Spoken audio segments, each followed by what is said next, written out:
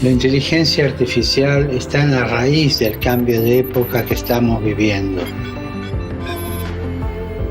La robótica puede hacer posible un mundo mejor si va unida al bien común.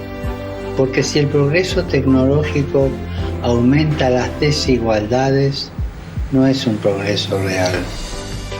Los futuros avances deben estar orientados al respeto de la dignidad de la persona y de la creación. Recemos para que el progreso de la robótica y de la inteligencia artificial esté siempre al servicio del ser humano. Podemos decir, sea humano.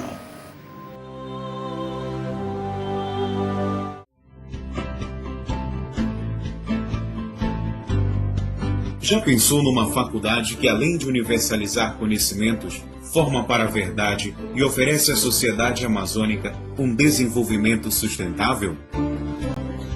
Então você pensou Católica de Belém.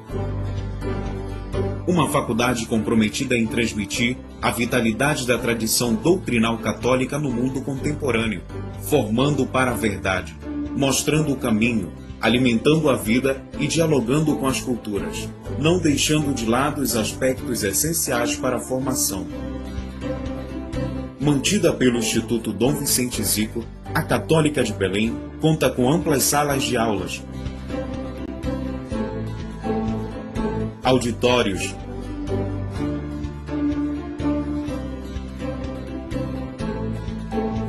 cantina, espaços de estudos e convivência, laboratórios de informática, biblioteca, capela, áreas arborizadas, professores qualificados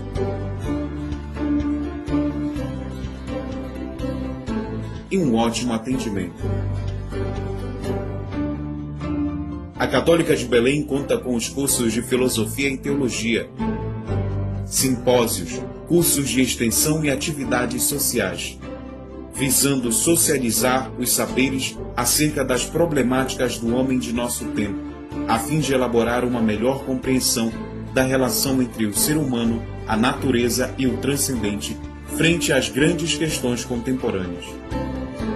Venha fazer parte de uma faculdade comprometida com a inovação, o desenvolvimento sustentável e a justiça social na Amazônia e no mundo. Venha ser Católica de Belém. Seja bem-vindo à nossa Semana Acadêmica de Teologia da Faculdade Católica de Belém. É uma alegria receber você que nos acompanha pelos nossos canais no YouTube e também pelo Facebook na fanpage da nossa Faculdade Católica de Belém. Hoje continuamos a programação da nossa Semana Acadêmica e teremos como abordagem o tema A Sexualidade e a Corporeidade, sinônimo de integralidade. Mas antes da gente começar a nossa tarde de conferência, de bate-papo, quero convidar você que quer receber a certificação dessa semana acadêmica a acessar o site da nossa faculdade. Você acessa lá, nesse link que aparece aqui embaixo, facbel.edu.br, você realiza a sua inscrição e ao final do evento você recebe a sua certificação. Queremos convidar também você que quer fazer parte da família Facbel a se inscrever no vestibular 2021 para os cursos de bacharelado em Filosofia ou Teologia.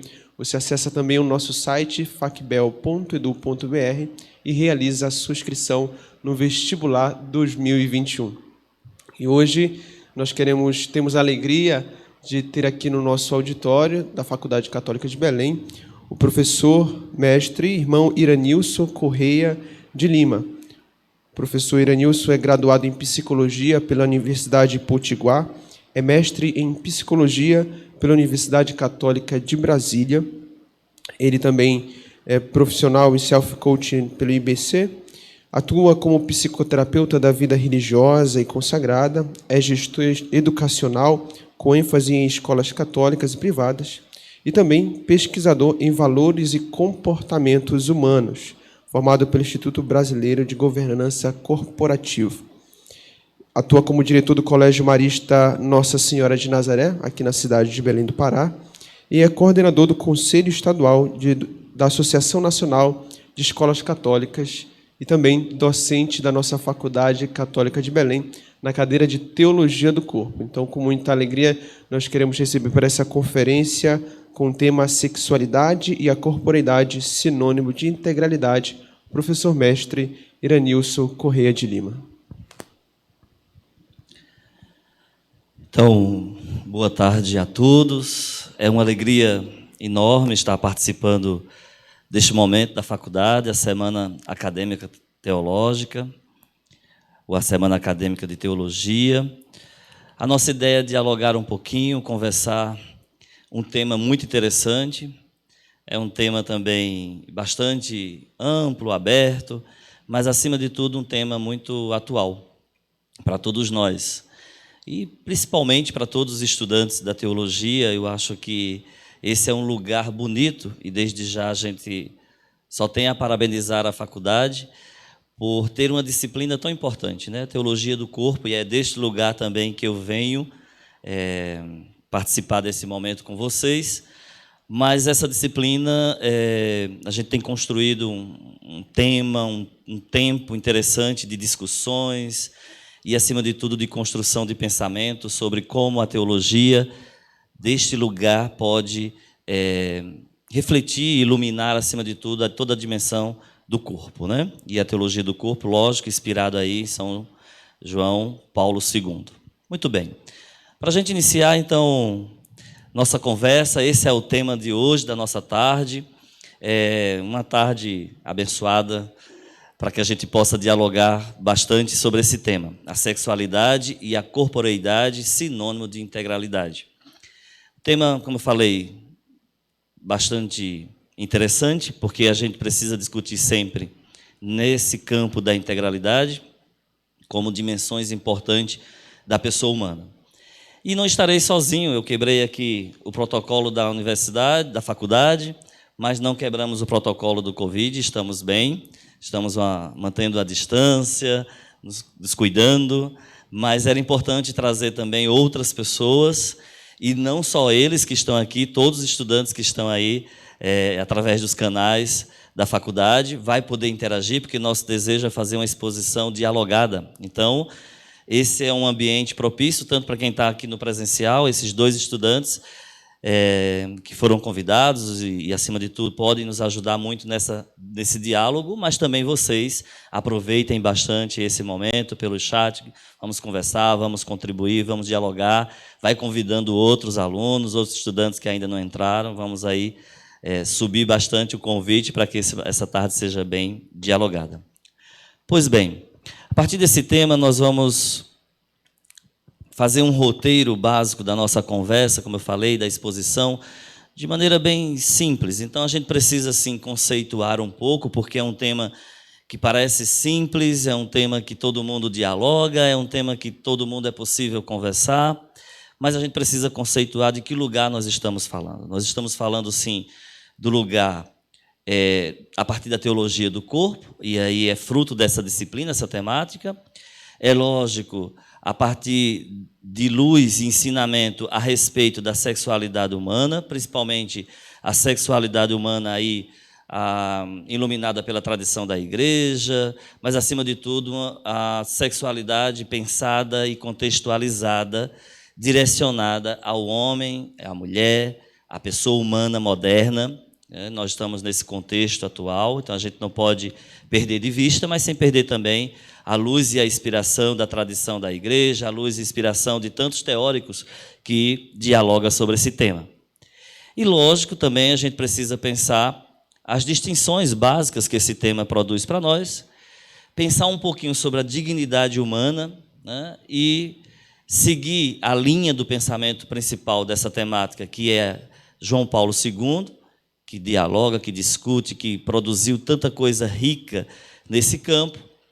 E os dois últimos itens importantíssimo, porque se a gente conceitua, se a gente traduz isso a partir de uma perspectiva de teóricos que vêm dialogando conosco sobre a corporeidade e sexualidade, a gente vai quase que concluir problematizando essa corporeidade e sexualidade no contexto atual, e é quando os dois estudantes, Ângelo, a quem apresento aqui, do meu lado esquerdo, e Luizandra, nossa estudante, ambos são estudantes do 8º período da teologia, e eu agradeço muito porque eles ficaram preocupados com a gente estarmos juntos, mas preocupados no bom sentido de ofertar essa problematização final, que é o que a gente pode esperar aí de alguns conceitos, algumas ideias desse tempo atual, desse contexto atual que discute a corporeidade e sexualidade, pensando na coisificação e liquidez,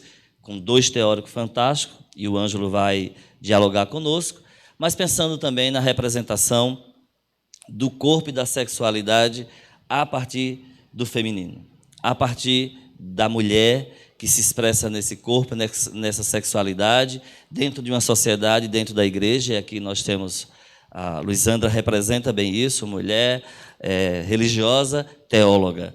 Ângelo seminarista, né? Religioso também, claro, seminarista, teólogo, são os dois que estão aí concluindo, e tantos outros que estão nos acompanhando vai também refletir conosco. Pois bem, começamos então a nossa temática. Muito bem, corporeidade e sexualidade é uma coisa muito interessante e, como eu disse, diferentes ângulos a gente pode conversar sobre ele. Essa frase inicial é muito bonita e interessante. A igreja diz: o corpo é uma culpa. A ciência diz: o corpo é uma máquina. A publicidade diz: o corpo é um negócio. O corpo diz: eu sou uma festa. Veja que corpo, em diferentes campos ou em diferentes oportunidades, está sempre sendo pauta de discussão, de reflexão e, acima de tudo, de pensamento sobre, né? Então, por muito tempo, são ideias que vão também sendo desconstruídas, mas que sempre são pensadas e articuladas em diferentes ciências, diferentes perspectivas, quer seja na igreja, quer seja a partir das ciências que a gente está dialogando deste lugar, a própria publicidade, o mercado, né? E, acima de tudo, o próprio corpo, o que ele diz sobre ele mesmo. Essa é uma frase que a gente inicia problematizando para, de certa forma, entender que o corpo é um tema que deve pautar sempre os nossos espaços, as nossas discussões, quer seja de produção científica, mas, acima de tudo, de evangelização. E aí, quais são as premissas para a gente dialogar sobre corporeidade e sexualidade? A primeira premissa vem da teologia do corpo, da disciplina. Essa teologia tem uma dimensão quase que totalitária, que é integral, a dimensão integral. Nós vamos encontrar nessa teologia o tempo todo uma discussão a partir de João Paulo II, principalmente, que o ser humano, a pessoa, nós não somos assexuados. Nós somos, acima de tudo, possuímos uma sexualidade. Um segundo aspecto dessa integralidade é que tudo é conectado. Temos que pensar tudo a partir da conexão. Um terceiro aspecto importantíssimo para a gente dialogar e como premissa para a nossa discussão e reflexão é a integralidade do ser. Então, quando a gente pensa corporeidade, quando a gente pensa sexualidade, é sempre a partir da integralidade do ser. Uma outra premissa importantíssima na nossa discussão, nossa apresentação de hoje, é que a dignidade humana ela é presente, nós vamos conversar bastante sobre ela. É a dignidade humana versus a dignidade da sexualidade. Se existe uma dignidade humana, deve existir uma dignidade da sexualidade. Outra premissa importante para esse diálogo é: somos pessoas com identidade, dignidade e sexualidade. A gente não pode perder de vista, para qualquer ponto que a gente for, que essas são premissas para o nosso diálogo importantíssimo. Então, pensar na integralidade enquanto tudo está conectado, pensar na dignidade humana, a dignidade da sexualidade, e principalmente que ser humano, pessoa, tem identidade, tem sua dignidade e sua sexualidade. Então, entramos no conceito sexualidade, pouquinho para a gente entender sobre sexualidade, sobre sexo, se há distinção, se não há, qual é o conceito que a gente vai partir. Então, alguns elementos para a gente partir a nosso diálogo e nossa conversa. O primeiro aspecto interessante é que sexualidade é, portanto, nosso modo de investimento no mundo, nossa intencionalidade original do corpo no mundo. Então, a sexualidade é uma dimensão mais ampla da experiência com o corpo e com outras pessoas na sociedade. É pela nossa sexualidade que a gente se manifesta, que a gente vai ao encontro do outro com quem nos relacionamos. Sexualidade tem que ser pensada também como manifestamos nossos desejos, nossos prazeres e principalmente nossa forma de viver, tanto o lado masculino quanto o feminino. Todos nós temos a sexualidade, todos nós temos uma sexualidade, e é por ela que a gente se apresenta nesse mundo, né? Contudo, seria muito simples e simplificar demais a dimensão da sexualidade se reduz a sexualidade a aspectos exclusivamente genitais ou muito objetivos. A sexualidade, ela nos liga ao outro e, principalmente, ela nos liga não no ato automático ou periférico da realidade da pessoa, mas ela nos liga por uma intencionalidade ou a partir de uma intencionalidade. Ou seja, é pela sexualidade que vamos ao outro, mas seria muito simplório se fosse de forma muito automática, ou seja, e aí a gente está falando diretamente de instinto, e nós estamos falando de sexo nesse sentido, de reduzir a um aspecto mais simples, mas a sexualidade ela nos liga ao outro em vista de uma intencionalidade. Nesse caso, a gente vai refletir bastante que esta intencionalidade, principalmente no campo da teologia do corpo ou no campo da teologia, essa intencionalidade é sempre o amor, a dimensão do amor.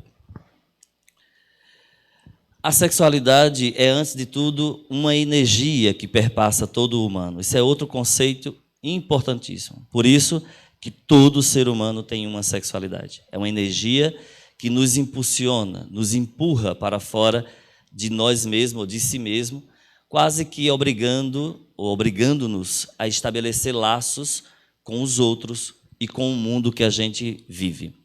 Por isso que é muito comum e devemos sempre nos atentar que não separamos. Aqui eu vivo a sexualidade, ali eu vivo outra coisa qualquer, outra dimensão qualquer. Não, a sexualidade é algo que vai comigo o tempo todo, com a minha realidade, é presente na minha vida o tempo todo. Alguns até brincam que é do início ao fim, da ponta do pé ao fio do cabelo, o tempo todo a gente está perpassando essa energia ou interagindo com esse mundo, com o outro, ou nos empurrando intencionalmente ao outro a partir da sexualidade. Então, nesse sentido, seria interessante a gente pensar algumas distinções básicas. Isso vocês já sabem, eu só estou querendo conceituar para que a gente possa ampliar ainda mais essa discussão. Algumas distinções são fundamentais. A primeira delas é que sexualidade e sexo são diferentes. Então, sexualidade, eu falei anteriormente, é nosso modo de investimento no mundo, é nossa forma de relacionar no mundo com o outro, é uma intencionalidade original que está presente no corpo, desde a sua origem, na sua essência, mas, acima de tudo, para se relacionar e se manifestar nesse mundo. O sexo em si está muito mais relacionado aos aspectos biológicos, fisiológicos e, principalmente, direcionados aos aspectos anatômicos do corpo, né? Há uma outra característica importante é que nos assemelha aos outros seres vivos, né? Então, o sexo nos assemelha e nos aproxima dos outros seres vivos.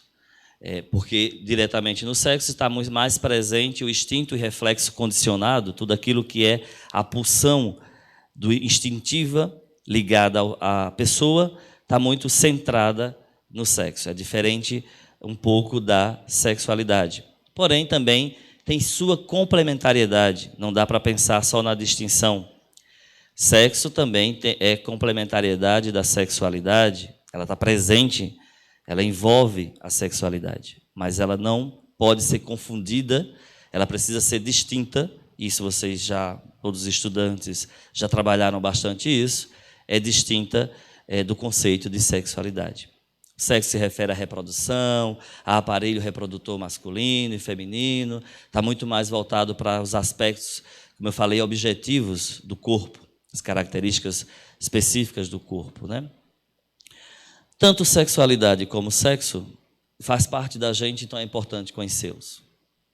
É fundamental conhecer e é principalmente a gente esclarecer cada vez mais. Então, cada um que desenvolve do seu campo teórico, da sua perspectiva de conhecimento, quer no campo da filosofia, quer no campo da teologia, é também essa possibilidade de proporcionar conhecimento no campo do sexo e da sexualidade, principalmente da sexualidade, que é algo inerente à realidade humana. Vamos entrar um pouquinho no conceito de corpo, entender então o corpo, né? Tudo isso a gente está conceituando para que a gente se aproprie dessa integralidade. O corpo lógico, se a gente for para uma dimensão mais biológica, e principalmente aí trazendo alguns conceitos da OMS, da ciência, o corpo ele é composto por todas as potencialidades biológicas, de dimensões psicológicas, sociais e culturais que envolvem a pessoa. E a gente precisa sempre ampliar esse conceito para não ficar só nas características também objetivas do corpo. E para ampliar esse conceito, eu sempre tenho dialogado na perspectiva fenomenológica e dialogado com algumas figuras teóricos da fenomenologia que pensam sobre o corpo. E um deles principais para conversar conosco é o filósofo Merleau-Ponty. Ele traduz de uma maneira bastante coerente e talvez numa perspectiva até integral sobre corpo. Mas por que, de certa forma, a gente foi para a fenomenologia? Primeiro, porque o próprio João Paulo II, em seus escritos, em suas produções, é um grande defensor da fenomenologia, é a chave de leitura para a compreensão dos escritos do João Paulo II, principalmente no campo da filosofia, quando escreve. E aí a fenomenologia a gente traz a partir de Merleau-Ponty, porque nele, em Merleau-Ponty, a gente encontra uma fenomenologia do corpo, uma ideia, uma construção, uma metodologia de pensar esse corpo inserido no mundo. Um outro aspecto de trazer a perspectiva da fenomenologia de Merleau-Ponty é que ele rompe com a dicotomia cartesiana, corpo e mente. Isso, por si, já nos ajuda muito a compreender a corporeidade e sexualidade na sua integralidade. Uma outra característica importante para a gente conversar a partir da fenomenologia é que o corpo, entendido a partir de Merleau-Ponty, não é um objeto, mas é, acima de tudo, como nos manifestamos no mundo. Isso também é uma característica importante, porque a gente não vai delinear esse objeto para traduzi-lo, para compreendê-lo. Ele, por si, pela sua manifestação presente no mundo, já se traduz e ele já se apresenta enquanto corpo, enquanto conceito. Corpo é entendido na fenomenologia de Merleau-Ponty, lugar de onde vivo e de onde eu experimento o mundo. Então, o corpo ele é entendido sobre essa ótica. Não é algo externo, é algo que eu preciso decifrar, entender. Ele, por si, já é o lugar de onde eu vivo e onde eu experimento esse mundo. Por isso que o corpo humano, juntamente com a realidade externa, como está escrito aí, é a base da consciência. Ele me traz a consciência de ser neste mundo, de ser presente nesse mundo. E sabemos que existimos corpo porque somos corpo e existimos nesse mundo. Então, essa relação o tempo todo, sabemos que existimos, sabemos da nossa existência, temos consciência da nossa existência, porque somos, acima de tudo, corpo neste mundo, né? E aí, o Merleau-Ponty traz uma discussão muito interessante, que corpo e mundo não se separam, né? A nossa existência não é impossível decifrá-la, entendê-la, é longe da compreensão do corpo presente e inserido neste mundo. Ampliando um pouco mais, o corpo é o veículo de ser no mundo, né? É o meio através do qual temos acesso ao mundo e podemos habitá-lo e percebê-lo. Então, é pelo corpo que a gente vai acessando a própria existência, segundo o Merleau-Ponty. E juntar-se, e é através desse corpo que a gente pode perceber a nossa realidade e juntar-se a essa realidade, se inserir a essa realidade. O corpo é revelado como consciência incorporada, em ato dinâmico na relação com o mundo que se mostra e afeta o sujeito encarnado. Ao mesmo tempo que o corpo afeta o mundo, é afetado por este mundo. Essa é a ideia de ter do corpo enquanto revelação dessa consciência incorporada, dessa consciência do próprio mundo que vive. Corpo é a percepção que constrói, ou, de certa forma, nós construímos a ideia das qualidades dadas ao corpo humano a partir da existência num contexto específico, né? Não é a ideia de uma perspectiva metafísica, mental, mas é, acima de tudo, a ideia de uma construção de qualidades entendidas na própria envolvimento com a realidade, ou entendido na própria constituição de como a pessoa é neste mundo. Então, o corpo age e explora o mundo, nessa concepção de Merleau-Ponty. A corporeidade, entendida nessa lógica, ela é cheia de intencionalidades que antecipa a nossa forma e a nossa condição de ser pessoa. E, acima de tudo, de construir experiências corporais, né? Nós somos o agente construtor dessas experiências a partir da própria realidade do nosso corpo. Então, o corpo assume uma importância muito grande a partir da filosofia de Merleau-Ponty, ou da fenomenologia de Merleau-Ponty, porque exatamente o corpo ele é capaz de ter intencionalidades próprias, motora, constituinte, para se estabelecer no mundo, né? E aí a gente sai, ou quebra um pouco o paradigma da ideia da tradição cartesiana, que nos acostumou a desatar-nos do corpo, a nos tirar do próprio corpo, para poder entendê-lo, e às vezes até mesmo na perspectiva da reflexão.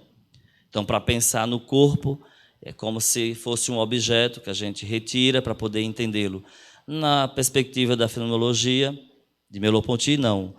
A própria vivência, a própria experiência, essa vida inserida, incorporada, ela já vai dando elementos para a compreensão do que é o corpo, para a compreensão da necessidade desse corpo e, acima de tudo, para a perspectiva desse corpo inserido no mundo, que age, que reflete, que pensa, que sente, né?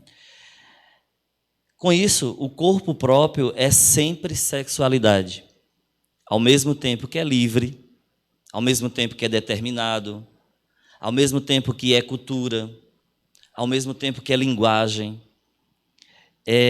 mas de modo nenhum ele pode ser entendido como algo fechado, definido. Então, o corpo próprio vai ser sempre entendido como essa expressão também da sexualidade. Se a gente entende como sexualidade esse movimento, essa energia que nos empurra para o outro, para relações com o mundo, com o outro, logo esse corpo entendido como corpo próprio, como existência, esse corpo em si é sempre sexualidade. Mas tem sim outros aspectos que são importantíssimos, como eu falei, a própria dimensão da liberdade, a própria dimensão da compreensão desse corpo, da construção dessa imagem, dessa ideia do corpo, e aí entre os elementos culturais, entra a própria perspectiva da formação do sujeito, para entendimento desse corpo presente, ou dessa ideia de corporeidade e sexualidade presente nele, né? há uma frase muito interessante que em Merleau-Ponty, que é: o corpo próprio é o corpo vivido. Então, o corpo, entender o corpo em si é a partir do corpo vivido. Quer conhecer, quer entender, quer traduzir melhor forma do conceito de corpo, é compreender como é que esse corpo está se constituindo neste mundo, como é que essa presença no mundo, né? A fenomenologia chama a atenção para o fato de estarmos presos na dualidade que divide o ser no mundo, ora como corpo, e aí viria a objetividade, ora como consciência, dividida entre fatos biológicos e psicológicos. Então, aqui está uma dimensão da integralidade importante para se pensar em corpo, né? A partir da fenomenologia de Merleau-Ponty, a gente pensa o corpo em sua perspectiva integral e não mais como tendo duas polaridades, né? Algo que se divide no mundo, em que ora eu vou traduzi-lo como um objeto e decifrá-lo, entendê-lo, conceituá-lo, e depois eu vou refletir sobre ele no campo mais psicológico, psíquico, no campo biológico. Não, o corpo em si já se traduz as características principais, segundo Merleau-Ponty, para entender como vivê-lo no mundo. Aqui tem umas características muito interessantes, né? O que é o corpo, então, afinal, né? O corpo é um ser tático, e isso é muito interessante. Quando a gente entende o corpo como na sua própria natureza tática, é porque o corpo ele pode ser tocado e ele toca ao mesmo tempo. Então, pode ser tocado por si mesmo, inclusive. Isso é uma outra característica importante para a compreensão do corpo, né? Meu corpo é sonoro, então, essa capacidade de escutar a si mesmo e poder escutar o outro. O corpo do outro fala para mim e o meu corpo também fala para o outro. Então, entender o corpo em si, a partir dessa perspectiva da integral que Merleau-Ponty nos traz, passa por esses elementos, que meu corpo também é móvel. Ele tem um poder de mover-se, mas também tem um poder de mover o outro, de mover as coisas. Mas também tem um poder de se mover, né? E meu corpo é o modo fundamental de ser no mundo, como eu já falei anteriormente. Então, eu acho que aqui tem características importantíssimas para a gente refletir, né? O corpo em si, ele toca e é tocado, e ele pode tocar a si mesmo. O corpo em si, ele se escuta o outro, e pode, acima de tudo, se escutar.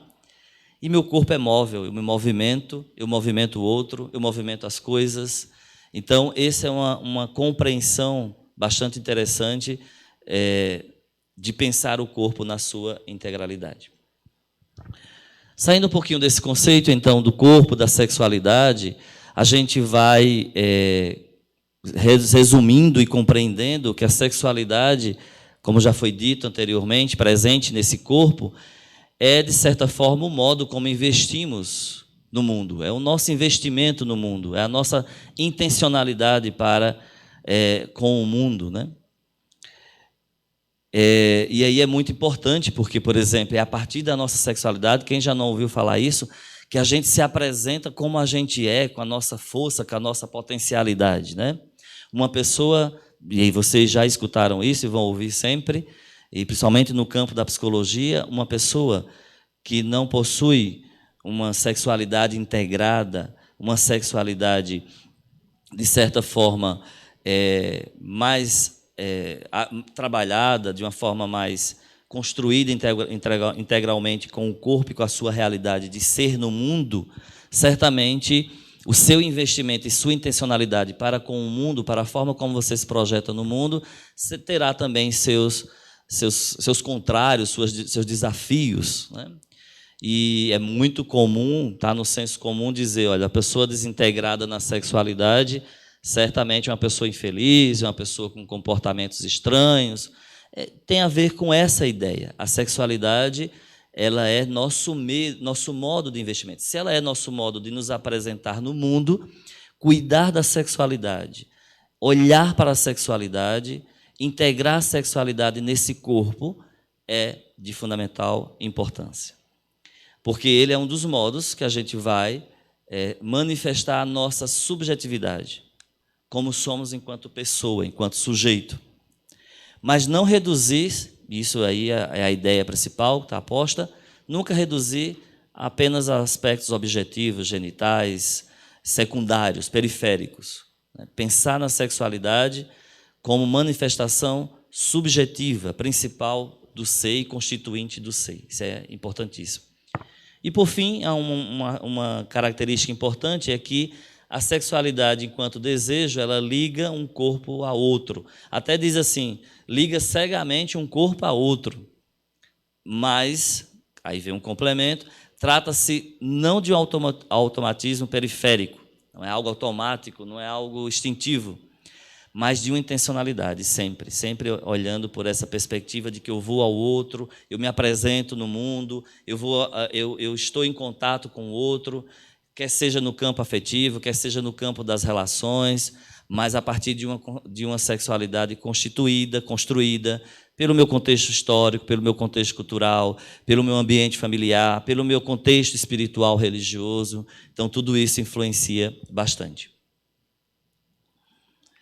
Eu quero entrar numa perspectiva, vocês já conhecem bem, há um filósofo que, inclusive, na semana passada eu tive o prazer de ouvir toda uma discussão, toda uma reflexão, toda uma apresentação de um professor colega daqui da faculdade, que desenvolveu sobre o Giovanni Pico Mirandola. E aí eu tenho trabalhado e agradeço toda a reflexão que ele fez na semana acadêmica de filosofia, e eu pude contemplar esse momento, porque eu, na verdade, eu até conheci esse filósofo aqui, a partir da faculdade, e achei muito interessante, porque ele discute no século XVI, há tanto tempo, sobre a dignidade humana e a forma como ele vai trazendo essa discussão sobre a dignidade humana. Foi muito interessante, que eu quis aproximar da disciplina Teologia do Corpo, entendendo essa dignidade humana como essa capacidade que o ser humano possui de ser o que ele deseja, de ser o que ele quer. Ele tem essa potencialidade. E vocês dominam muito bem esse conceito, os estudantes da faculdade dominam muito bem esse conceito a partir de Giovanni Pico, principalmente quando ele fala que ele traz essa ideia que o homem pode ascender na cadeia dos seres pelo exercício de suas capacidades intelectuais e ganhando, de certa forma, a partir das suas capacidades intelectuais, conquistando, a partir das suas capacidades intelectuais, a dignidade da existência humana. Isso é muito interessante, porque Giovanni, na verdade, ele tem, pelo pouco que eu conheci, era jovem, filósofo jovem, e ele tinha essa ânsia, e ele não tinha espaço quase no ambiente acadêmico, científico da filosofia na época, e a luta dele é provar a existência, a sua existência, inclusive, a partir do conhecimento. Ele desenvolve disso, né? O conhecimento, a sua capacidade intelectual vai garantir que você ascenda nessa cadeia dos seres, né?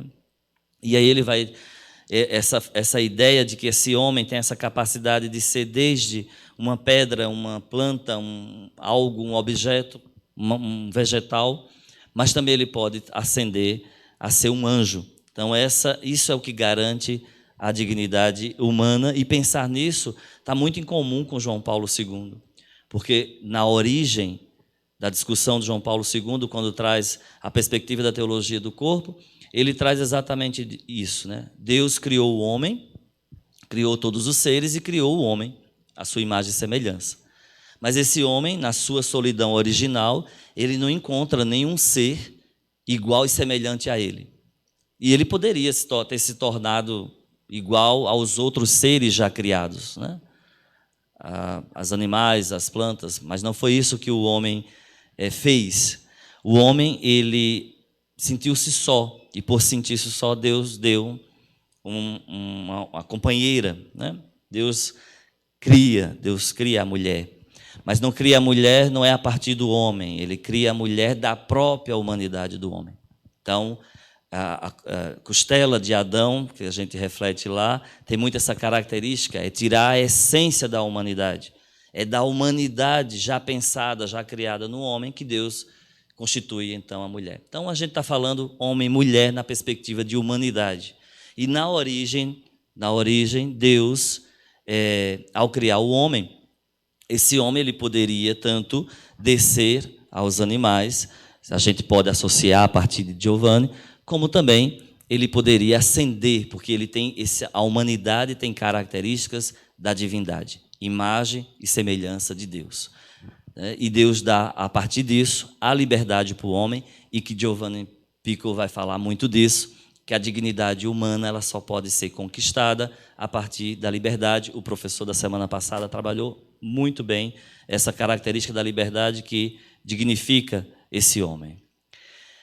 Há uma frase que foi trabalhada também, apresentada, e eu gosto muito, trago para vocês, é um trecho do Giovanni Pico, que diz: compreendi porque é um grande milagre e um ser vivo digno de toda admiração quando Deus criou o mundo, criou os seres celestiais e incontáveis animais das espécies inferiores.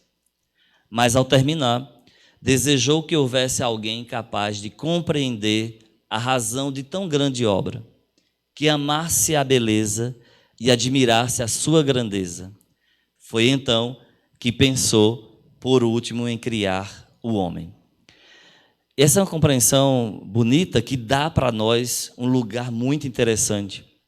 Nós somos os únicos seres criados capazes de contemplar a beleza da criação de Deus, amar a criação de Deus, entender a criação de Deus e, acima de tudo, a gente poderia ir acrescentando tantas outras coisas, manter, construir, conservar toda essa criação de Deus. Somos os únicos seres. E não é a partir de qualquer outra realidade, a não ser por tudo que foi dotado esse ser criado. Corpo, na sua plenitude e nas suas dimensões todas. E aí, desde as básicas, que se iguala a qualquer animal, a qualquer outro animal, mas desde as transcendentais, dada por Deus e que se assemelha à imagem e semelhança, que se assemelha ao próprio Deus, mesmo não sendo Deus, claro, mas que tem características chaves da divindade, da transcendência presente no homem. A liberdade, o amor, a responsabilidade, tudo isso são características muito interessantes. Aí, quando a gente traz essa perspectiva é lógico que a gente está falando de um filósofo humanista também, que se congrega e que se alinha a toda a perspectiva da filosofia anterior, de Merleau-Ponty, do próprio João Paulo II, mas, acima de tudo, é porque traz um conceito de humano como valorização e promoção dos valores do homem. Então, um filósofo, há tanto tempo, consegue traduzir, a partir dos seus conceitos e da sua discussão, acima de tudo, afirmar, sair de outras perspectivas teóricas, de outros conceitos científicos desenvolvidos na época, para compreender o homem como valorização e promoção dos valores do próprio valores humanos, né? E isso, nós estamos falando aí do século XVI. A ideia é que o homem ele pode ascender na cadeia dos seres, mas pelo exercício de suas capacidades dadas, e aí a gente vai entender sempre a partir de João Paulo, dadas por Deus, como os elementos que eu já citei. E Pico nada mais quer fugir de algumas ideias que existia na época, de certa forma, de desmembrar a compreensão desse ser humano, né? De como esse homem se constitui e da sua dignidade. Para Pico, o homem é um ser dotado de corpo, de sensibilidade e de razão, como suprema e mais perfeita criatura de Deus. E aqui há uma figura muito interessante. Nessa figura talvez não dê para ver, mas existe uma figura nos escritos de Giovanni que mostra essa cadeia, né? Essa possibilidade do homem ser desde uma pedra, a primeira figura é uma pedra, depois uma árvore, e aí segue um animal, depois o homem no seu conhecimento, até chegar às dimensões angelicais, transcendentais, né? Avançando mais um pouquinho, nós vamos compreender, a partir de Giovanni, sobre essa dignidade humana com algumas características chaves. E algumas características que são importantes para a gente compreender essa dignidade. Primeiro de tudo, o homem é o nó do universo. O homem é o único capaz de interligar tudo que existe no universo. Isso é uma característica muito interessante e a gente encontra na filosofia de Giovanni, quando fala da dignidade humana. Segundo, é o vínculo que une o mundo sensível ao inteligível. O homem é essa capacidade de unir a realidade mais sensível à inteligível. E a gente vai encontrar isso também em João Paulo II. E, metaforicamente, vamos encontrar na filosofia, quando fala sobre o homem, na filosofia de Giovanni, que o homem ele é tratado como um camaleão, porque é um animal de natureza várias, multiforme, mutável. Então, essas são características pensadas ali no século XVI, muito interessante, e que vai ser, sim, diferente de tantos outros teóricos da época, né, de pensar o ser humano, o homem. Enfim, temos falado bastante, passamos pelos conceitos, entramos ali em Merleau-Ponty pensando o corpo na sua integralidade, agora na dignidade humana presente nesse corpo, nessa constituição do ser humano, mas você deve ter perguntas chaves aí, então, por favor, vai colocando. Daqui a pouquinho o Ângelo e a Luizandra eles vão também responder para vocês, mais do que eu. Então, escreva aí bastante. Eu já vou concluindo, só quero entrar agora em João Paulo II com algumas ideias, para entrar com o Ângelo na perspectiva aí de Karl Marx, na perspectiva mais de Bauman, são teóricos mas bem contemporâneos, e depois com a irmã também, Luizandra, entrando nessa perspectiva da teologia no campo mais feminino.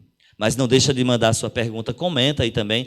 Tem alunos nossos aí do 8º período que domina bastante esse tema, pode já comentar e fazer aí as grandes interrogações, a gente dialogar depois, tá bom? É importante a gente dialogar sobre esse tema. Eu quero concluir sobre a dignidade humana pensada em Pico com essa frase: o homem possui então o poder de se autodeterminar e deste modo colocar-se acima do mundo físico-biológico. Gente, olha que interessante. Na psicologia há uma ideia, e principalmente nos psicólogos humanistas, que o ser humano ele precisa buscar essa autorrealização e autodeterminação. Por que isso, né? Porque à medida que a gente também busca essa autorrealização e essa autodeterminação, a gente é capaz de ascender a características tão básicas desse mundo físico, né? Então, é algo tão presente na realidade da gente, a gente buscar se conhecer, a gente buscar, acima de tudo, integrar a sexualidade nesse corpo, integrar outras dimensões. Pensa na dimensão social, que não é a forma como a gente se manifesta nesse mundo a partir do nosso corpo, e que às vezes as relações sociais são tão distorcidas a partir de nós mesmos enquanto corpo, entendido nesse corpo presente aí, presente em você. Como é que você consegue, às vezes, desconstruir ou sair de algo tão essencial que é o convite, talvez, de uma antropologia ou mesmo de uma perspectiva de João Paulo II, que é ascender para esses aspectos mais transcendentes que o ser humano possui, né? E, acima de tudo, usar desse poder de autodeterminar-se, mas autodeterminar-se para o bem, para as características boas, né? Que se coloca acima até mesmo do instinto, se coloca acima dessas perspectivas básicas, dessas necessidades básicas que a gente possui. Então, isso é uma característica interessante. A gente vai entrar agora diretamente em João Paulo II, eu acho que ele vai ajudar muito também, porque ele discute a teologia do corpo nessa perspectiva corporeidade e sexualidade enquanto integralidade. E ele é uma pessoa que traz isso com um brilho, e com a riqueza e com a profundidade, porque ele bebe em vários filósofos, fenomenólogos, em várias pessoas que, de certa forma, já dialogava nessa perspectiva de um ser humano integral, de um ser humano presente no mundo, criado e dotado de riquezas dadas por Deus. E essa frase de João Paulo II é a chave para a compreensão da integralidade, que ele pensa em corpo e sexualidade, mas a chave, acima de tudo, para entender a teologia do corpo. O corpo, de fato, e só ele, é capaz de tornar visível o que é invisível. O espiritual e o divino. Olha que interessante. O corpo é capaz de traduzir. Aí vem toda a história da manifestação no mundo, né? Dessa presença no mundo, desse empoderamento no mundo. E João Paulo vai dizer, olha, só através dele é que a gente torna visível o invisível. E o que seria o invisível nesse momento? Torna possível apresentar, a partir de nós mesmos, o espiritual, o divino. Então, o corpo ele foi criado para transferir para a realidade visível do mundo o mistério oculto desde a eternidade em Deus, e assim ser sinal de Deus. Por isso, só por essa frase vocês entendem o porquê de ter uma disciplina teologia do corpo. É entender a partir do corpo o mistério e a revelação de Deus. Se teologia é essa ciência que compreende o mistério e a revelação de Deus, e no corpo está a manifestação visível da própria realidade invisível, da transcendência, do espiritual e, acima de tudo, das características divinas, então, logo, o corpo é lugar da teologia. O corpo é uma dimensão importante para a teologia atuar e pensar. E essa tese do Papa nos ajuda, acima de tudo, a pensar que entre o humano e a sexualidade, o corpo já seria a tradução por si só dessas duas realidades, né? Então, isso é muito bonito também. Parece, às vezes, difícil de compreender, toda uma dimensão acadêmica, só científica, mas não.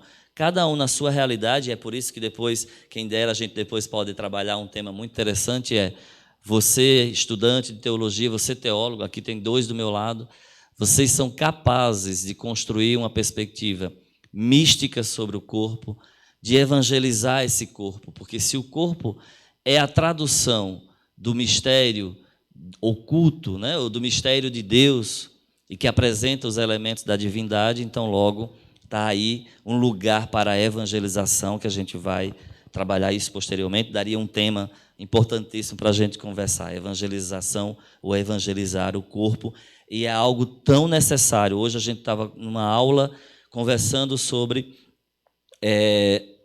o instinto e as instituições.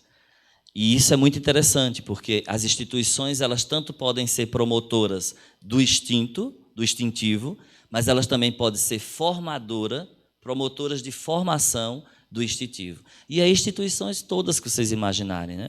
Instituição igreja, instituição escola, instituição família, instituição amigos, instituição qualquer, até mesmo você próprio é essa instituição capaz de formar a si próprio, né? Essa dimensão do instintivo, que é sair dessa, quem sabe, ascender dessa realidade mais instintiva. Pois bem, segundo João Paulo II, o homem se tornou imagem e semelhança de Deus, não só mediante a própria humanidade, que eu falei lá no início, é da essência da humanidade que o homem apresenta e se torna imagem e semelhança de Deus, mas é mediante a comunhão de pessoas formada pelo homem e mulher. Falei para vocês, Deus cria o homem, e o homem, na sua solidão original, necessita de outro ser semelhante a ele, porque ele não se encontrava na criação. Ele olhava para os seres criados e ele não se identificava. E é nessa criação que Deus cria o homem e a mulher, constituinte da mesma humanidade.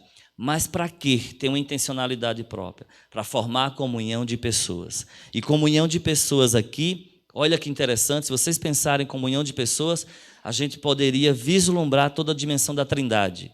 Trindade entendida como comunhão de pessoas. E eu tenho homem e mulher e Deus no ato da criação.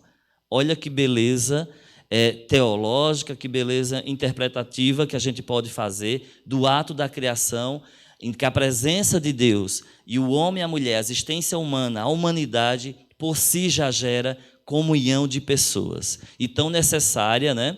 E tão necessária, tanto se a gente for pensar no ato da criação, mas hoje mais do que nunca, nós precisamos formar a comunhão de pessoas. E desde o início, Deus gravou em nossos corpos, em nossa sexualidade, o chamado ao amor divino. Aqui está a dimensão integral principal de toda a discussão. Desde o início está gravado no nosso corpo e na nossa sexualidade que nós somos chamados, nós somos dons, acima de tudo, para o amor divino.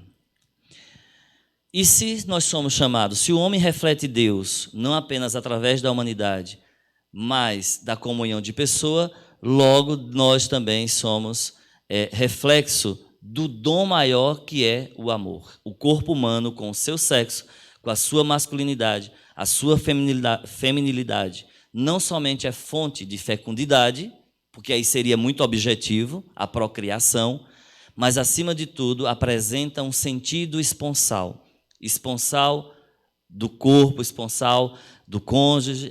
E o que seria esse sentido esponsal que a gente encontra no homem e mulher, que a gente encontra na própria vocação que cada um assume, né?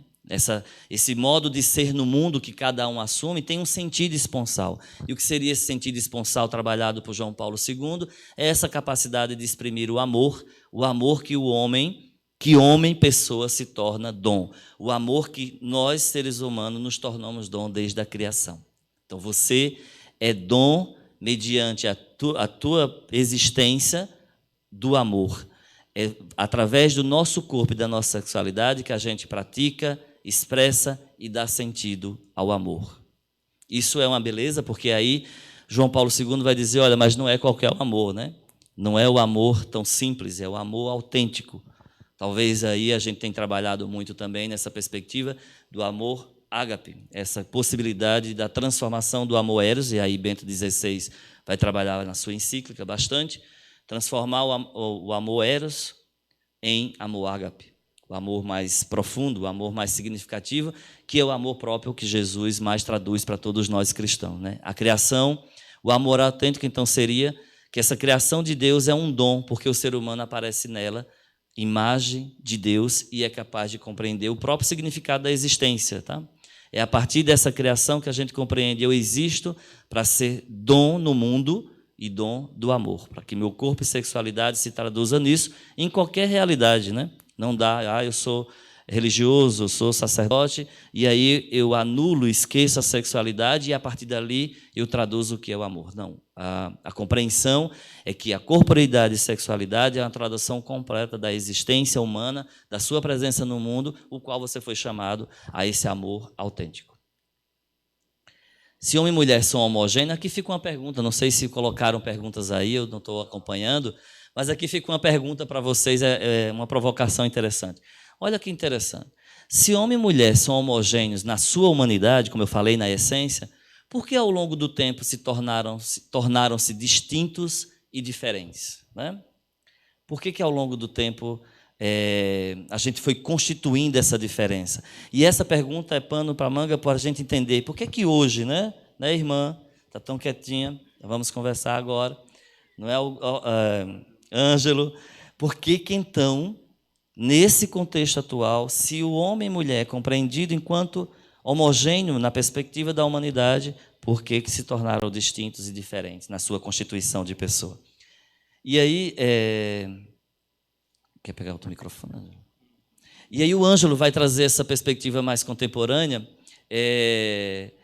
dessa distinção, dessa diferença que às vezes a sociedade provoca com você, Ângelo. Então, boa tarde a você que nos acompanha nessa hora, dando continuidade a esse entendimento de reflexão.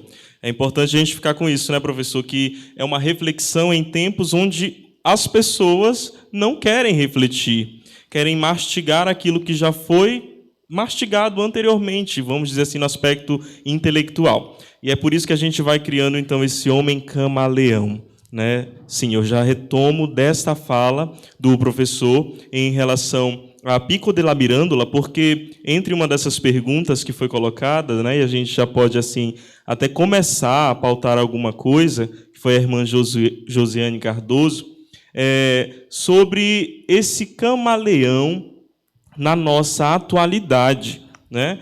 E eu já começo então falando sobre Karl Marx. Karl Marx, ele foi o teórico principal do meu artigo, né, do meu trabalho de conclusão de filosofia, aqui no Instituto Dom Vicente Zico ainda, né, antes de ser a Faculdade Católica, então nós fizemos no Instituto Dom Vicente Zico. E eu trabalhei sobre a coisificação do homem nos meios de produção, em Karl Marx, né, com uma perspectiva de entendermos que a pessoa humana tem uma dignidade, né? E aqui, por isso que se encaixa, então, Camaleão, Pico della Mirandola, falando sobre a dignidade da pessoa humana, nesse nosso discurso, em que hoje nós queremos trazer duas problemáticas, né? Eu, principalmente, quero trazer duas problemáticas que nós nos deparamos diariamente, né? Que é a problemática da coisificação.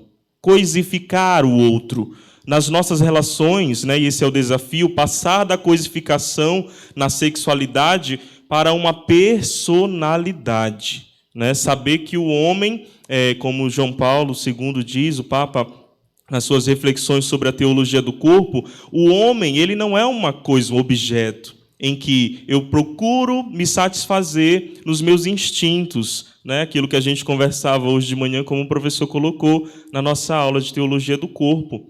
Nós não podemos olhar para o outro como algo, um utilitário, né? E isso nós vamos trabalhar agora. E depois nós vamos falar, então, sobre a liquidez, o conceito de liquidez em Bauman, né, onde temos uma sociedade hoje que não consegue parar, observar, refletir e permanecer em algo, né? Aqui nós não vamos generalizar, mas, claro, trazer o problema, trazer a problemática que está aí, bem presente, sobretudo no campo da teologia, onde nós encontramos muitos espinhos em que pessoas barram o discurso, barram a discussão, o diálogo, em prol de um politicamente correto, vamos dizer assim, para não ferir o outro, né, a ética do outro. Então, Marx fala sobre a objetificação. Objetificar é a mesma coisa que coisificar. Marx, é claro, ele está focado nos meios de produção, né? Nascido em 1818 e faleceu em 1883, Marx viveu num tempo de revolução. Ele mesmo foi um grande revolucionário em seu tempo, né? Um pensador moderno. Então, Marx ele nasceu na Prússia, e onde as indústrias estavam ali surgindo a todo vapor. E ele começou a ver que ali nas indústrias, nas empresas, como nós conhecemos hoje, né, meios de produção, os homens, principalmente os homens, as crianças e as mulheres, eram objetos nas mãos do patrão, que nesse caso se denominava para ele como burguês, a burguesia. E essas pessoas mais pobres, o proletariado, né? Então, mas por que trazer Marx para a discussão teológica? Hoje nós vemos muito preconceito em relação a esse teórico, né, professor? E eu acredito também que isso foi um motivo de o senhor trazer a gente aqui, porque trazer Marx é a gente fazer um despertar para aquilo que Marx falou e aquilo que os outros, os seguidores, aqueles que vieram após, até mesmo colocaram outras coisas, né, que viraram tudo isso que a gente vê. Mas aqui não estamos para defender e nem batizar o Marx, né? Mas estamos aqui para tomar o seu pensamento. E para Marx, objetificar o homem é retirar dele a sua transcendência, a possibilidade de ser além do que é, né?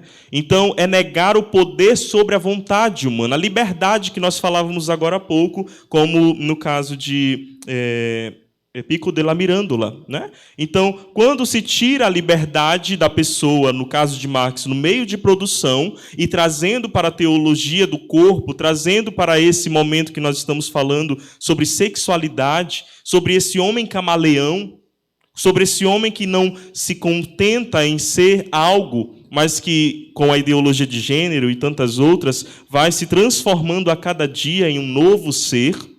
E não ser no sentido transcendental, mas um ser que se muda como um camaleão, de fato, né?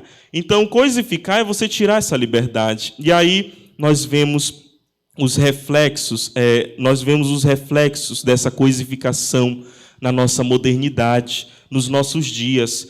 Quando o homem perde o seu valor, e Marx deixa bem claro isso com uma palavra que diz assim: a desvalorização do mundo humano aumenta em proporção direta com a valorização do mundo das coisas. Então, quando nós damos mais valor àquilo que nós temos, é aquilo que o professor colocou no início da sua explanação, quando nós não damos valor amoroso àquilo que permanece, mas aquilo que passa, né? E aí nós vamos, o carro do ano, aí nós vamos ter aquela melhor faculdade, né? Aquele melhor curso e outras infinidades de coisas que são passageiras e que não preenchem esse ser do homem que procura o tempo todo preencher-se, né? E aqui nós entramos na teologia já.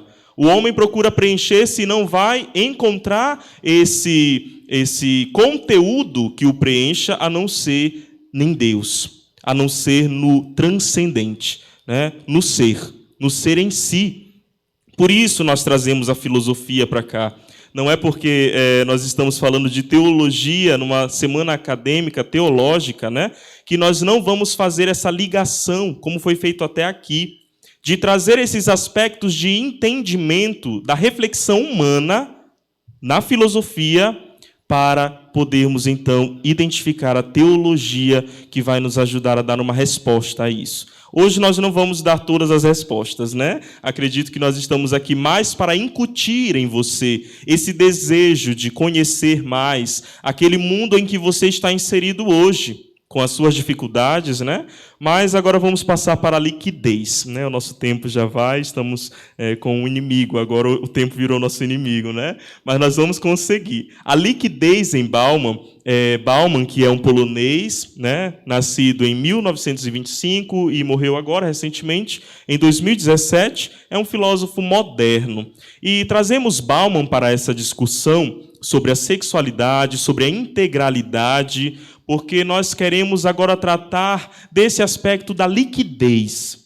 De fato, nós vivemos um mundo contemporâneo, pós-moderno, cheio de incertezas. Se nós temos um momento na história da humanidade em que há mais incerteza, é este que nós estamos vivendo agora.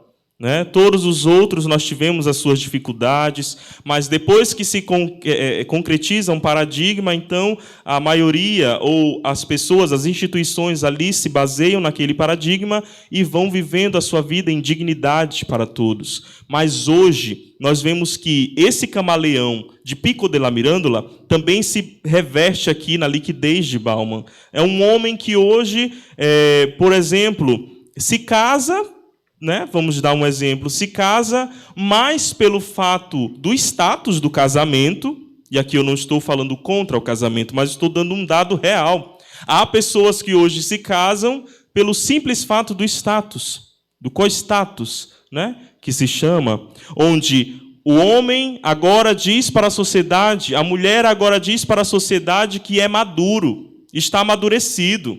E ali, então, vem o book das fotos, ali tem aquela grande cerimônia, e gastam-se milhões, ou milhares de reais para a festa. Isso um exemplo. Quando nós não concretizamos o amor entre o homem e a mulher numa permanência, num fruto que dura, numa transcendência, melhor dizendo, aí nós vamos nos perdendo como água. Essa imagem que Bauman ele traz para a gente. Vivemos tempos líquidos, nada é para durar. Né? Então, se nós vivemos tempos líquidos, isso quer dizer que hoje eu acredito em algo, amanhã eu posso acreditar em outro, e depois de amanhã eu vou mudando. Né? Isso que a irmã colocou aqui como pergunta, eu creio que o professor daqui a pouco vai ainda mais destrinchar esse tema, mas que fala sobre isso. Essa liquidez também, se casa, só é um novo nome, só é um novo conceito que vem atribuir aquilo mesmo que Pico della Mirandola já falava. Né?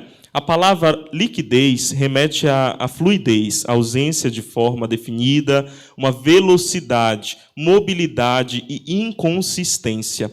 Então, nós vemos relações humanas muito perdidas hoje em dia, que quando não se tem a reflexão daquilo que permanece, daquilo que dura, e aqui nós colocamos a pessoa de Cristo, a divindade de Cristo também. Porque se nós estamos aqui hoje tratando de tudo isso, daqui a pouco a irmã vai complementar com a sua imagem de consagrada, uma religiosa, falando sobre esse tema, é para que nós possamos concordar com João Paulo II no final e dizer, sim, aquilo que o professor falou agora há pouco, que é o ápice. A Trindade é o modelo da nossa relação interpessoal e pessoal. Eu só vou me amar se eu me amar como eu sou.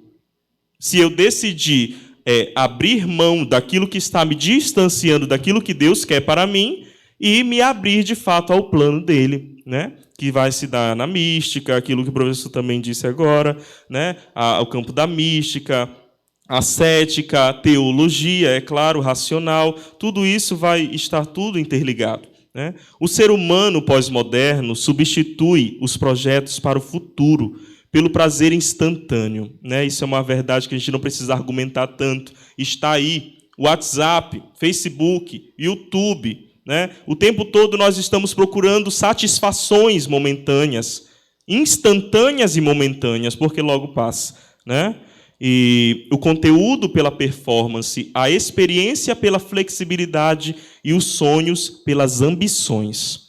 E aí nós já passamos, então, para esses reflexos da coisificação na sexualidade, né? Alguns reflexos muito pertinentes. O fetichismo, por exemplo, em Marx.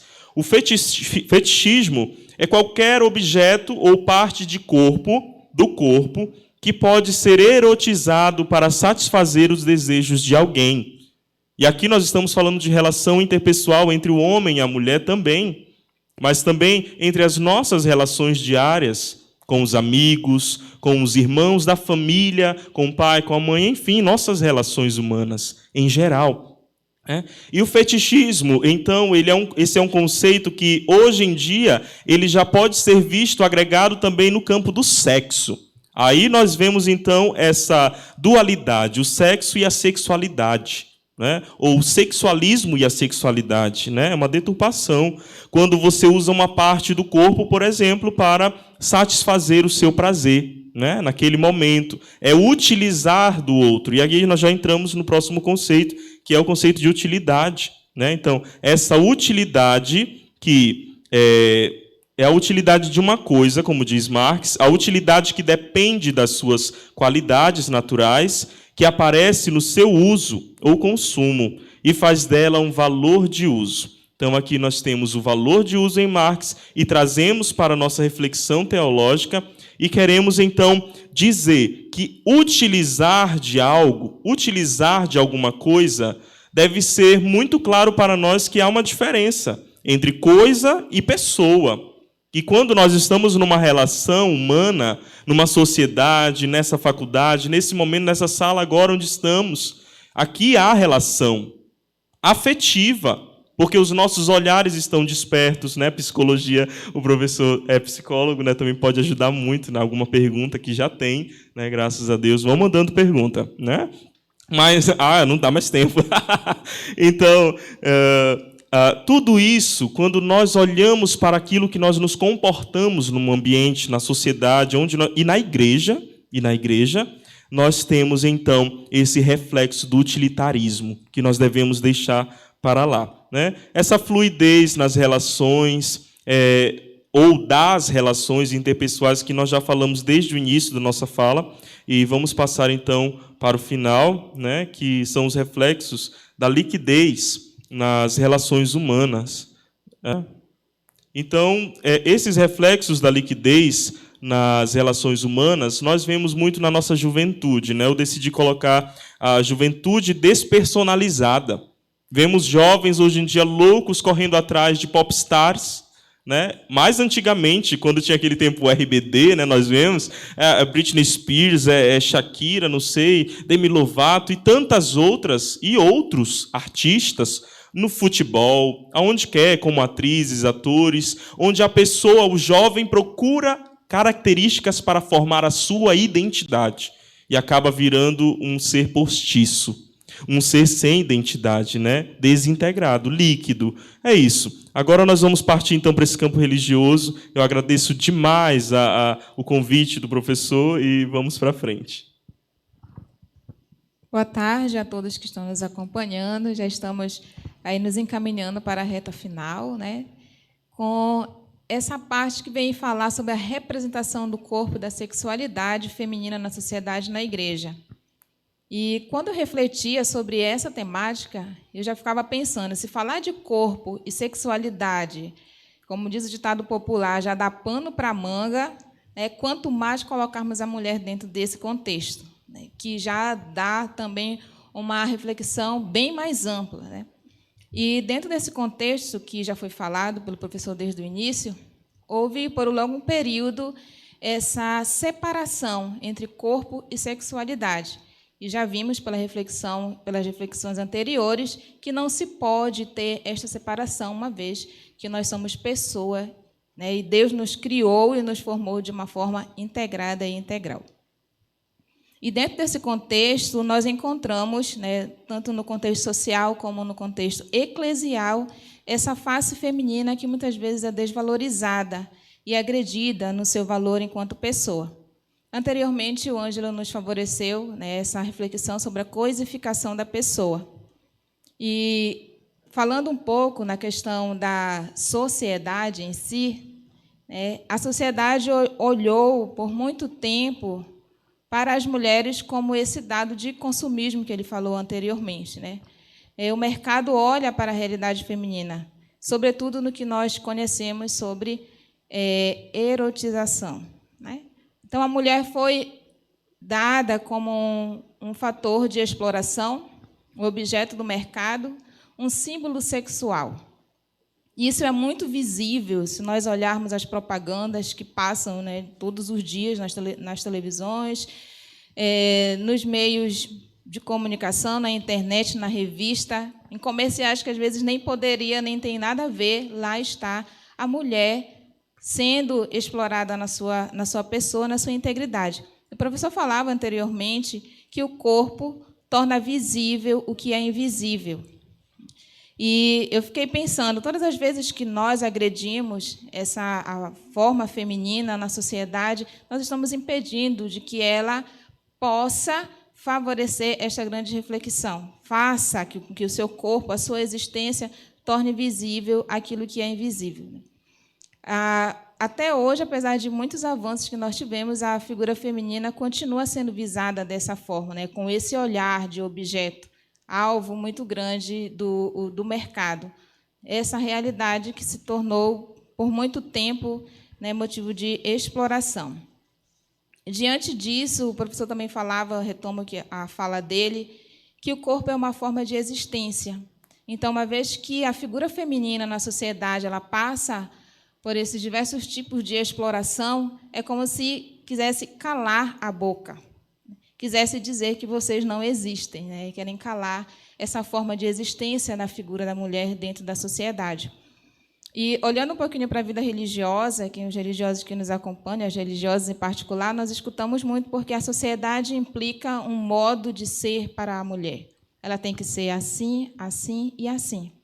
E, olhando para a vida religiosa, às vezes nós nos deparamos com pessoas, irmã, a senhora não pode fazer isso? Irmã, a senhora não pode fazer aquilo? Como assim vocês não podem usar maquiagem? Como assim vocês não podem ir para a academia? Né? Então, são perguntas que, às vezes, nos fazem nos questionar o que a sociedade pensa da figura feminina. E, diante de tudo que a sociedade já avançou no pensamento em relação à mulher, podemos nos perguntar, será que estamos buscando a integralidade pela via do valor que toda mulher possui em seu ser ou pela força da luta de igualdade e reconhecimento? Que muitas vezes as coisas que nós conquistamos é pela força, mas aqui a pergunta é, conseguimos hoje compreender o valor da mulher na sociedade, o valor que ela possui enquanto pessoa, ou é somente para dizer, é colocado uma lei para dizer que a sua voz foi escutada? Então, o questionamento que nós podemos fazer, também pessoal, como é que eu olho para a figura feminina hoje na sociedade? É porque alguém está falando que ela existe ou porque ela existe de verdade e eu consigo compreender que ela é pessoa como eu? E quando nós falamos de igualdade, não é no sentido de que mulher e homem são a mesma coisa. Eles são distintos, né? Porque, às vezes, as pessoas falam a mulher quer ser igual ao homem. De forma alguma. Nós queremos ser reconhecidos naquilo que nós somos, como nós fomos feitos, como nós fomos criadas segundo o pensamento de Deus. E ambos são constituídos na mesma dignidade. É isso que é importante, né? Ou nós estamos caminhando por uma via de obrigação ou formação de consciência. Diante de tudo, dessas grandes batalhas que nós, mulheres, viemos enfrentando ao longo do tempo, de sermos reconhecidas como somos, hoje vemos que a mulher ocupa os lugares na sociedade, que antes talvez jamais se pensava que a mulher poderia chegar, a figura feminina poderia chegar. Podemos até dizer que ela passou do fogão à caneta. A mulher tinha essa imagem doméstica, que ela deveria lá fazendo as coisas de casa, cuidando dos filhos, e hoje nós vemos uma mulher no mercado de trabalho, dando o seu contributo para a sociedade, mostrando o seu valor. É o que muitas vezes nós escutamos do empoderamento da mulher, né? Como normalmente nós escutamos, né? Essas mulheres que querem mostrar o seu potencial, que elas também têm o seu valor e procuram o seu reconhecimento por aquilo que elas são. Nesse sentido, a gente pode perceber ou voltar àquele pensamento de Gênesis, em que Deus criou homem e mulher, e que ambos são constituídos na mesma dignidade, pois foram criados à imagem e semelhança de Deus. E, de forma alguma, podemos interpretar que esse andamento de homem e mulher, no sentido de igualdade, né, tem a intenção de competição, que muitas vezes nós encontramos esse pensamento, que a mulher está ali para competir com o homem. Mas, de forma alguma, retomo o pensamento que eu disse anteriormente, que cada um tem o seu lugar, mas tem também a mesma dignidade e tem a capacidade de realizar algo em proporção. E, diante do que nós já vimos refletido, nós não podemos deixar de tocar na questão daquilo que é a igreja. Como a igreja vê, como a igreja pensa a mulher. Como é que ela pensa, né? Então, nós, como igreja, sobretudo depois do Concílio Vaticano II, nós podemos encontrar uma mulher que já deu um passo muito além das realidades que nós reconhecemos anteriormente, né? Este caminho progressivo que faz com que a gente perceba que a igreja também precisou passar por processos de transformações. Em nossos dias, nós encontramos a figura feminina cada vez mais sendo reconhecida no seu potencial dentro da igreja. E, usando a linguagem que falei anteriormente, podemos dizer que ela saiu da cozinha eclesial para os espaços, para os debates das coisas de Deus. Inclusive, eu, estando hoje aqui nesta banca, podemos dizer, né, do quanto esse pensamento em relação à figura feminina avançou, né, no seu potencial, naquilo que ela pode realizar, como ela é vista hoje. E isso não se limita somente, né, na questão da vida religiosa. Hoje nós temos muitas religiosas que ocupam os seus lugares dentro da realidade eclesial com muito fervor, com muita garra, com muita responsabilidade. Mas também de tantas leigas, mães de famílias, que hoje a questão da vocação laical na igreja é muito refletida na sua importância, e também ali está a figura da mulher. Anteontem, eu acho que era professora, não recordo o nome dela, fizeram uma pergunta para ela em relação a como ela percebia a figura da mulher na Amazônia. E ela dizia muito bem que a figura feminina ela é de suma importância dentro da nossa realidade de Amazônia, de como essa figura foi, sobretudo na realidade de igreja, dando um grande embasamento para a questão da evangelização. Isso eu achei muito interessante. Então, o corpo, como presença, está aos poucos passando de um incômodo, como muitas vezes a figura feminina era vista, de um incômodo ou ameaça, para uma presença de partilha e participação dentro da vida eclesial. Estão nos tirando desse olhar de Eva, que nos acompanhou por muito tempo, e nos fazendo ser reconhecidas por aquilo que nós somos, mulheres também criadas à imagem e semelhança de Deus. E é impossível não olhar para Maria e pedir que ela nos ajude a caminhar, né, nesse caminho de integralidade. Só olhando para ela será possível reconhecer que Deus olhou para a sua obra, para a humanidade com predileção, com amor, sem preconceito. Nós escutamos em muitos locais, em muitos comerciais, em muitas palestras, a questão do preconceito. E precisamos muito, como diz São Paulo, criar uma nova mentalidade, né? Converter o nosso modo de pensar. E todo ser humano é pessoa. Isso nós viemos refletindo desde o início. Todo ser humano é pessoa. A mulher também é pessoa. E isso precisa ser incutido na nossa maneira de pensar, na nossa maneira de falar, na nossa forma de amar. para que possamos perceber que, acima de tudo, mulher ou homem, existe a pessoa. Isso nós devemos levar em consideração. E, olhando para a figura da mulher, nós encontramos uma mulher que é mãe, que é esposa, que é filha e que é consagrada. E essa pessoa, essa presença feminina, ela está presente tanto na sociedade como na igreja. Nós precisamos sempre mais caminhar para que essa forma, essa integralidade que hoje é buscada tanto em diversos âmbitos, possa realmente criar raiz no nosso coração, na nossa forma de pensar. Eu vou encerrando aqui, dizendo que quando nós separamos o que Deus uniu, nós continuamos a criar rupturas em toda a humanidade. Não só na forma de pensar a mulher como essa figura importante na vida da sociedade, na igreja, mas nós acabamos por criar rupturas imensas em toda a humanidade.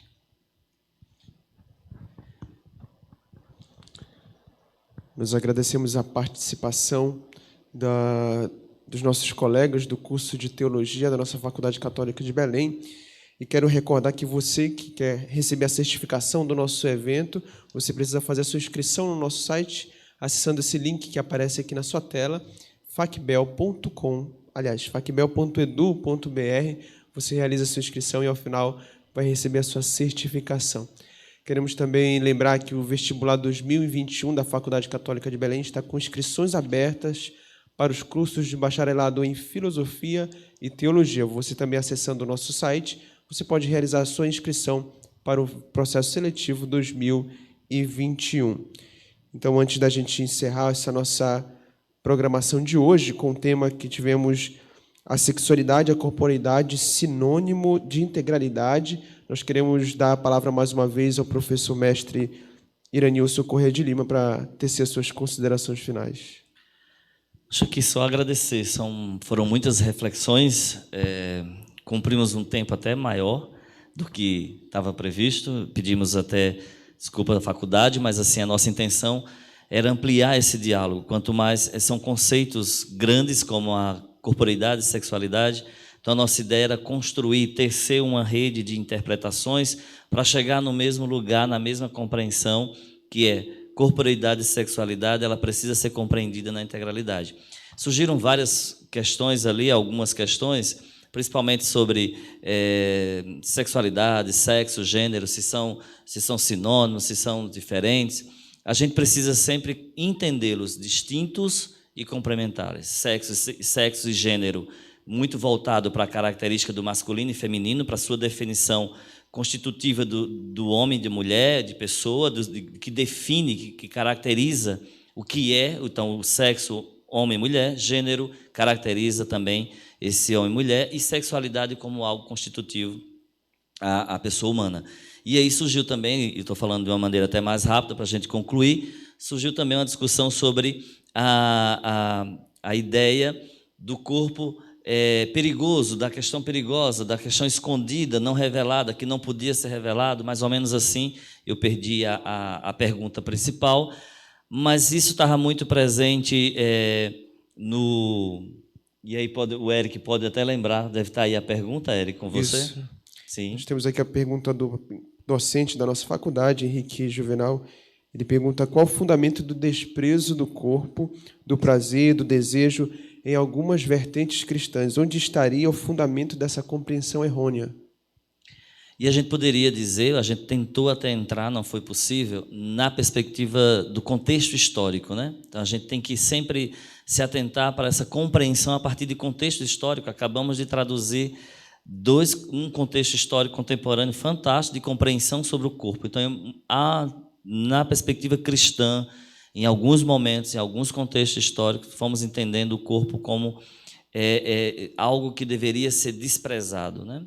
Então, vamos pensar aí, principalmente na Idade Média, e depois foi se ampliando esse conceito, mas como característica-chave da Idade Média, se a gente for compreender, esse corpo era entendido como algo que deveria ser negado, que deveria ser desprezado, né? Não compreendido, porque ele trazia dimensões ou questões que muitas vezes o ser humano poderia não dar conta, principalmente se for pensar na perspectiva da santidade, da divindade e tudo mais. Então, esse contexto histórico pode sim, ou alguns contextos históricos, pode nos levar a algumas interpretações sobre a compreensão do corpo, né? O que a gente mais do que nunca precisa, e temos feito, e foi feito a partir desses teóricos que a gente foi trazendo para dialogar, Merleau-Ponty, o próprio Giovanni é do século XVI, e eu acho que ele já se distinguiria da perspectiva dessa época, nessa compreensão da dignidade humana, mas é lógico que ele não detalha sobre o corpo em si, ele trabalha muito essa perspectiva humana, o ser humano em si, entendido nessa possibilidade, mas não deixa de ser. Ele poderia ter se prendido a uma característica muito mais dos seres, do ser humano como os animais, como outros seres, que chega à sua perspectiva mais instintiva, mais elementar, ou não, né? Ou desconsiderar isso. E não, ele tenta exatamente dizer que a dignidade humana passa pela integralidade desse ser como um todo e da sua capacidade de definir, de autodeterminar-se o que deseja ser. Olha, é muito atual isso, né? Porque se a gente pensa a partir de Karl Marx, que a gente pensa a partir de Bauman, e quer que a gente pense sobre o lugar do feminismo, pensar o lugar da mulher, o papel da mulher, essa perspectiva da mulher, que traz em si corpo, corporeidade, sexualidade, e não é de agora, é desde a criação, a gente estaria perdendo algo importantíssimo, que é garantir essas ideias numa perspectiva integral, numa perspectiva valiosa para qualquer âmbito científico, acadêmico, âmbito pastoral, por que não, né? Como a gente, e aí o Ângelo chamava e convidava para isso. Então, de certa forma, eu acho que a gente precisa sim entender a partir de contextos históricos esse desprezo, mas hoje mais do que nunca estamos sendo chamados à integração disso, né? Dessa mulher na sua plenitude, mas desse homem que é chamado pelo mercado, que é chamado para outras perspectivas, para a coisificação, para a liquidez das relações, para a liquidez da vida como em si, e a gente chamando o tempo todo para pensar corporeidade e sexualidade para a integralidade. Existia até uma pergunta final, que eu deixo ela, inclusive, eu passo para você, Eric, e sem estender. É possível pensar em integralidade da sexualidade e corporeidade no mundo e na sociedade hoje? Será que é possível pensar?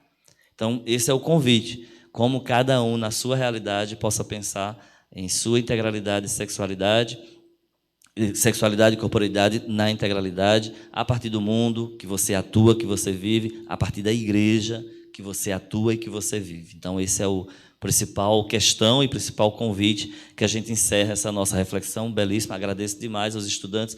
Se a gente colocasse todos os estudantes aqui, teríamos assunto para o dia todo. E deixo já o convite, assim, e tenho provocado já a faculdade, quero provocar ainda mais, para que a semana acadêmica futura seja os próprios estudantes dialogando, discutindo seus conhecimentos, suas produções, e a gente, claro, também junto com vocês. Então, muito bom, muito obrigado a todos, a Faculdade Católica de Belém, por esse trabalho, por essa semana e por tudo que a gente tem conseguido desenvolver.